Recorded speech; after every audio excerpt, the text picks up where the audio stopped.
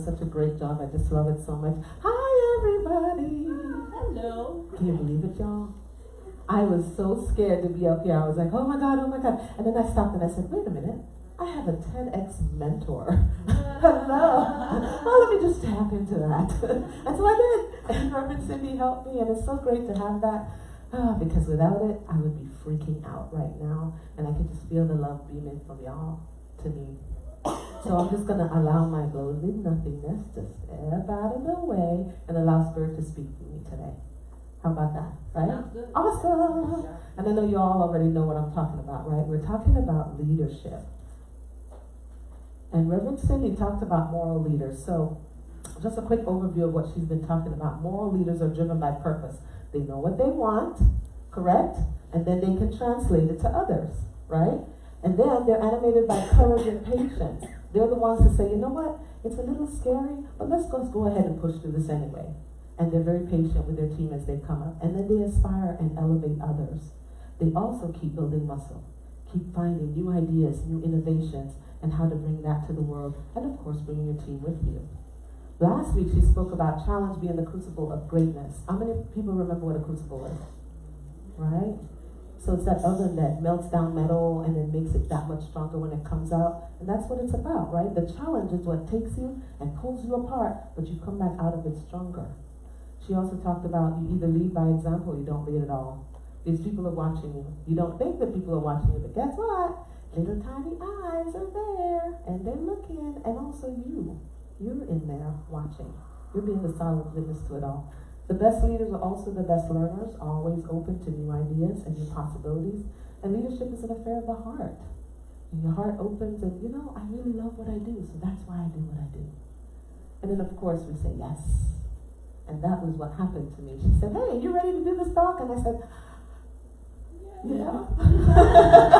So no matter how your yes comes out, as long as you're able to just get to your growing edge and say, you know what, I'm scared, but let me just jump off the edge and see what happens. So today, I'm going to be focusing on being authentic, right? Being authentic. That's very important to me. When I have a mentor or a leader, I'm looking for somebody who is in their authentic selves, who is like, you know, this is who I am, no apologies, and you're able to accept and know that when they tell you something, they're telling you the truth. When somebody's in authenticity, you know they're telling the truth. So they're leading by example, right? So how many times have you heard this?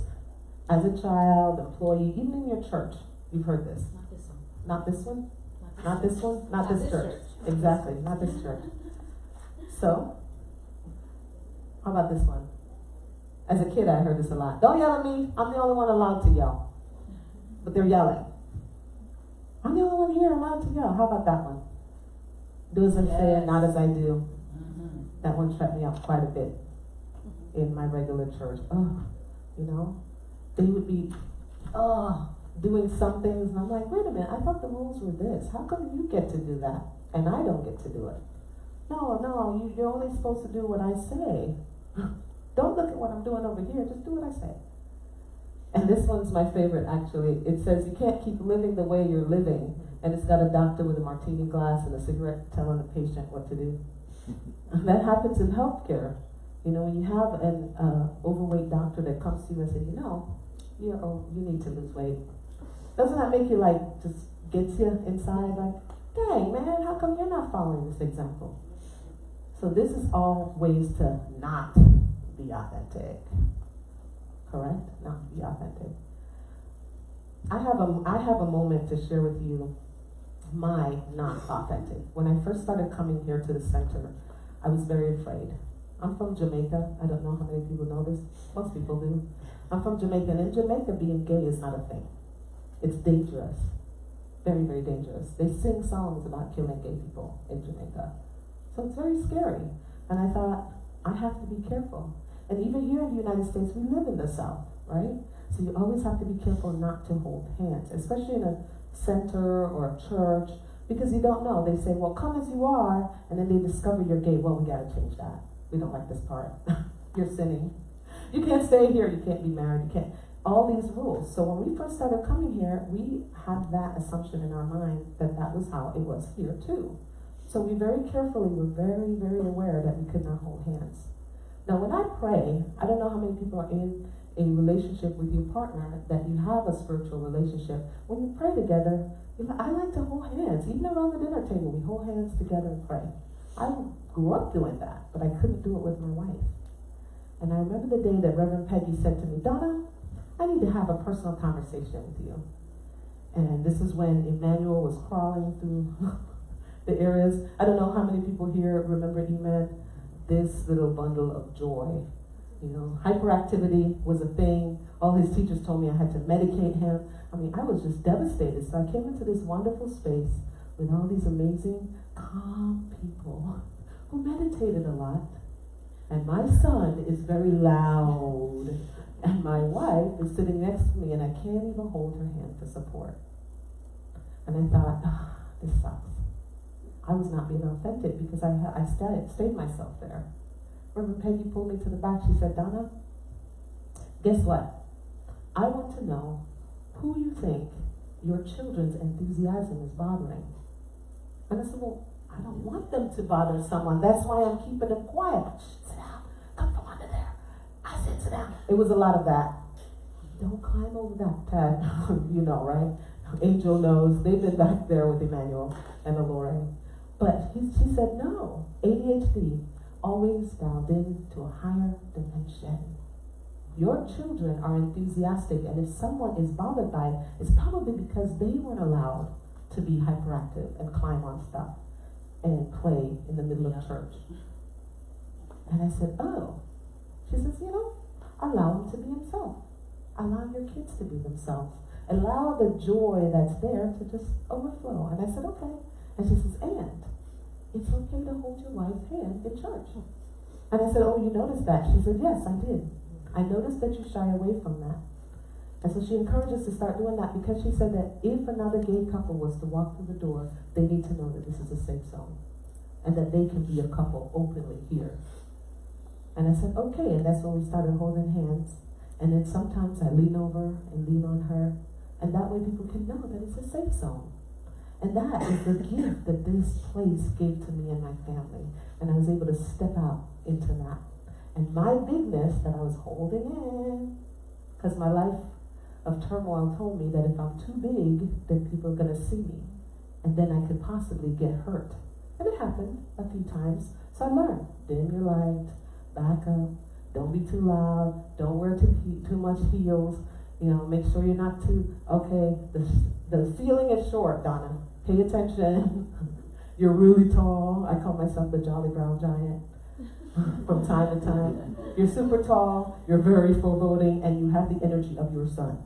And I thought, oh boy, back it up, back it up, back it up. I know I'm not the only one that did this, right? We dim our lights all the time. So we talk about leading. To be an authentic leader. To be someone that is worthy of other people saying, hey, you know what? That person has an awesome life. I'm going to be like them. You don't have to be teaching anybody anything. Just living your life, right? I want to be like that person. So how do you do that? Reverend Cindy talked about this. Learn the master skill. Experiment. Read. Reflect. Practice. Get a mentor. Coaching. Because it's an upward spiral, right? I mentor someone and someone mentors me. Like DNA, upward spiral. And you don't know who might be holding on or needing that arm up. And you just come along and be yourself, and that person says, oh my God, finally, somebody like me. That's what I said, somebody weird like me. That's when I stepped into the center. I said, oh my God, there's a whole bunch of weirdos. How cool is that? Right? Because I thought I was alone. How many people thought they were alone? Come on. You know, I liked a little bit of every single religion. And I thought, this is all fascinating, and why can't we just call it energy? You know? And I thought I was weird. I thought, well, I'm the only one with that. And turns out, I'm not the only one. How cool, thank you. Surround yourself, right? Isn't that great? Surround yourself with positive people who see and speak to your potential. So even when you slip up and make a mistake, instead of this person saying, oh man, look at that, you really face-planted there, didn't you? You know, they'll say, oh, you know what, it's okay, next time. Come on, girl. Dust off the dust and you can keep on going. right? Positive people. If none of your friends are positive in your life, none of your family is positive, then get a new friend. I'm not saying get rid of those people, because they're there for a reason, teach you a lesson, that kind of thing. But get new people, a new person that can be in your life that you can say, oh, this person here has the life I want. They really have a great outlook. And then be willing to get out of your comfort zone. My comfort zone was being up here and reading the stuff on the screen. Hey, welcome everybody. I can do that all dang day. You know why? Because I love to talk. And it works. And then there is the reining in of the squirrels to be able to give a talk, which is completely different. And hope that you don't ramble, and hope that it gets forward. Everybody gets what you're trying to say, and all the faces looking at you, and hope you remember to click the clicker, and all these things that popped up in your mind. But you know what? It's getting out of the comfort zone. You cannot grow if you don't stretch. It doesn't happen.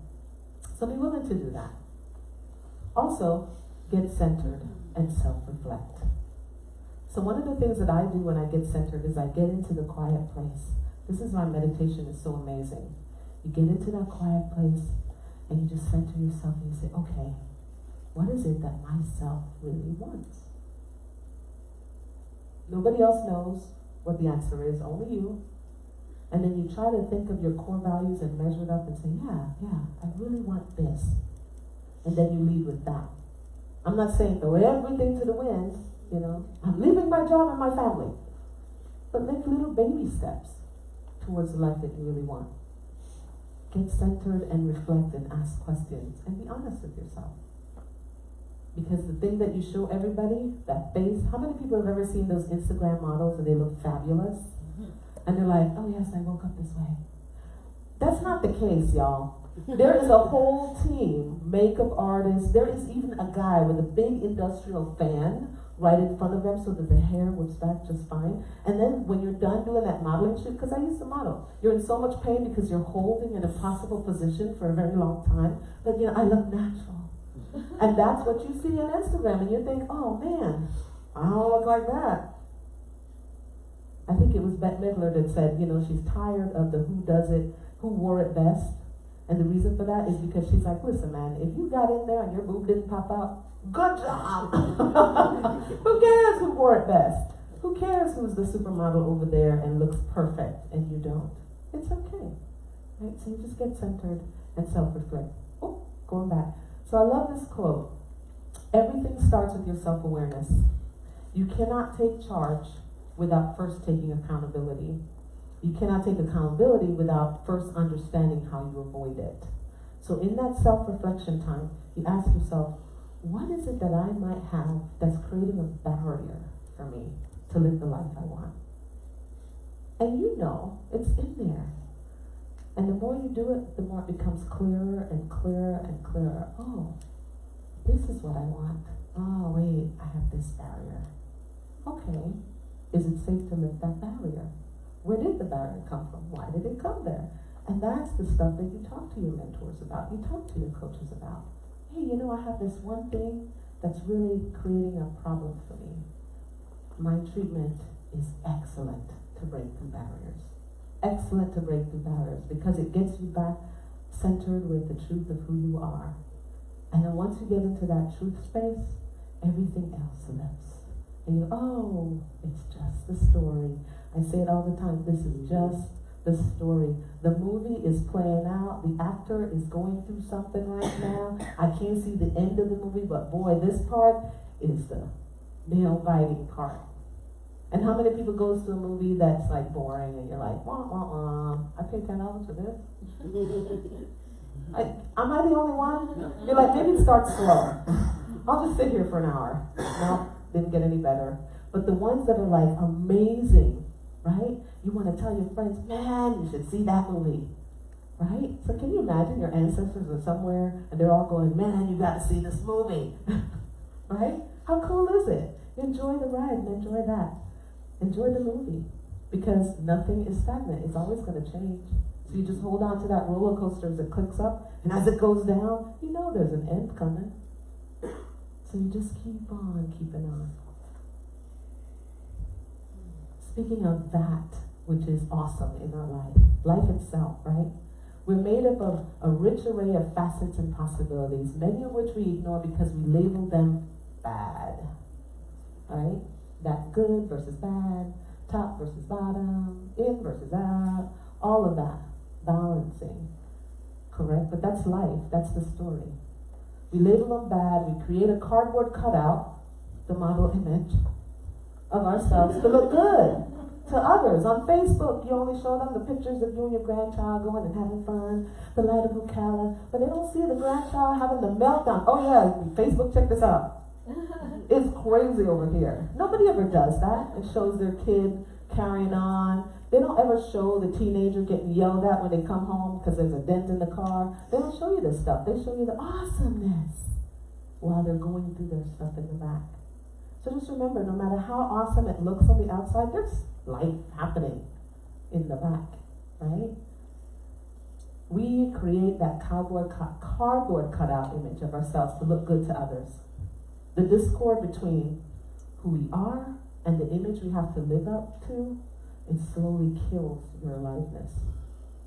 Your joy, the part of you that comes alive when time stands still, gets killed because of this fake facade. It's so much work. It's so much work. Instead of just saying, this is it, the good, the bad, the ugly. I purposely don't wear a lot of makeup. You know why? For one thing, my makeup is dark and it gets on everything, which is gross. The second thing, it's a lot of work. Because you got to get this one just right and this one, well, not quite. It's a lot of work, so I just said to heck with it. Right? I don't need it, right? You know why? Because good skin is the best makeup out there. Yes. And that's coming from an esthetician. Good skin is the best makeup out there. And happiness is even better. It's even better. So good skin and happiness shining through. Boy, I'm telling you, that light is so bright, you don't need nothing else. You don't need a thing else. And you can step out and be yourself. So how do I become more alive and authentic? I love this quote from Foundations of Science and Mind. We actually covered this last week. The presence of joy in the absolute is always there and available to us. However, when we're living in the world of condition, stuck in our reactions to the events and circumstances of our lives, we're not grounded in or living in the presence of spirit. So when you're stuck in the roller coaster wheel that is the story, you're not living in the presence of spirit. Right? At that moment, we're living in the world of effects. And then we're stuck on the continuum of the pairs of opposites: joy, despair, love, hate, hope, broken, etc. We're in the story. And sometimes you can stop and say, hey, I'm in the story right now. Especially when you feel this inside of you. Anger, frustration. You're in the story. That's when you can stop and say, you get centered. Oh yeah, I'm spirit expressing. Look at that, it's just a story. I'm just an actor playing a part. Phoenix, who played the Joker. Can you imagine? Did you guys see the Joker? Oh man, if you ever get a chance to see that movie. He really dives deep into that character. But when he's walking across the stage, accepting his Grammy, does he stop and say, oh, I'm the Joker? No. He stops and says, oh man, that was a difficult part to play, but you know what, here I am, and he's gained the weight back, and he looks great, and he's talking from that. Why? Because he's aware that he is not that character. He's Joaquin. Now, while he's doing the movie, he is that character. He is so deep diving into it so much that people will look at him and say, whoa, who are you right now? So when you look at somebody and they're doing their thing, you can stop and say, whoa, yeah, you're really in that character, aren't you? And you can just smile and just know that they're living their story. And it's okay, because it's going to unfold for them however it unfolds. Right? And this next quote is actually from the end of his family. We did this together, myself and Alore. Do what you can. Just live. You're always witnessing yourself. You are always in there going, It's interesting you chose that path. Even when you're in the middle of it, Yeah, somebody say, oh, yeah, I'm doing, well, okay, yeah. And your inside is going, mm-hmm. You know that's not where you're supposed to be. And you're still, but my friends are doing this. And I have to fit in. Uh-huh. You know this isn't your authentic self. Right? See? I'm always watching you. Don't you just love him? I love that little guy. I had to put him in. He's just so cute. He's always in there, the witness. So do what you can. I felt in the past so hard on myself for not doing more. You know, I thought if I'm going to be authentic, I have to, there's things I'm passionate about. I'm passionate about children. I'm passionate about the climate. I'm passionate about the outside. I'm passionate about all kinds of things. Guess what, you guys? You don't have to change all of it. Do what you can. I don't have to be the one that goes out there and pulls the weeds. Because I have a thing about lizards. Those who are close to me know, and they say, oh, they can't hurt you. If I have a heart attack and die because one of them jumped on me, guess what? That lizard did it. They are the culprit. Put it on my tombstone, was killed by a lizard. Right? They can hurt you. And it's a very serious phobia I have. So, I have friends that love to do that kind of thing. And I love to come by and enjoy that kind of thing. And it's okay. I don't have to beat up on myself. And if they say to me, Donna, you know I need a shovel, I can run to Home Depot. That's my part. And pick up a shovel. That's the part I can do. Correct? Yes. Right? I don't have to be out there doing everything. So that's what this is about. And I love this. All these people have the signs. It says we don't need a handful of people doing zero waste perfectly. We need millions of them doing it imperfectly. Whatever you can do. When you're concerned about something out there, whatever you can do what you can. So I have this poem that goes with that, and I just love it so much. Let me get back to this before we go to Mother Teresa here. To the person who uses metal straws to save fish but consumes animals, I'd like to say thank you. To the vegan who isn't aware of our homelessness problem, thank you. To the climate change activists who aren't attentive to fast fashion, thank you. To the girl who gives her old clothes to the disadvantaged but isn't educated on sex trafficking, thank you. To the guy who picks up rubbish on his way home from a surf but isn't well informed about male suicide rates, thank you. To the people who stand up for horse racing concerns but are uninformed of the cruelty of the dairy industry, thank you. To the positive influence Instagram influencer who isn't cultivating a plastic-free lifestyle, thank you. To the grandparents who knit for sick children but aren't up to date with current race and homophobic issues, thank you. To the students that stand up for bullying but are unaware of the constant domestic violence epidemic, thank you. To the peace activists, feminists, stray dog adopters, teachers, volunteers, foster carers, recyclers, givers, doers, and believers, I say thank you. We're all on a different path. We all see through different eyes. Current world issues that you're passionate about aren't always what other people are trying to change. But that's okay. It's not everyone's job to save every part of the world, but it's everyone's responsibility to thank each person that's doing their part to save the world. Don't critique, just appreciate. Don't judge, just educate. We're all trying our best. So thank you. Yeah, wow. Isn't that awesome? Yeah. So whatever little bit you can, do what you can with what you got, in the time you have, in the place that you are. That's actually a song a positive artist penned. You know, and I think those were actually the words of Mother Teresa that they turned into song. And speaking of Miss Teresa here, isn't she perfect? I love her. Give the world the best you have, and it may never be enough. Give the world the best you've got anyway. You see, in the final analysis, it's between you and your God, your inner self, your inner being. It's never between you and them anyway. And that's living the authentic life. Right? Does that make sense to everyone?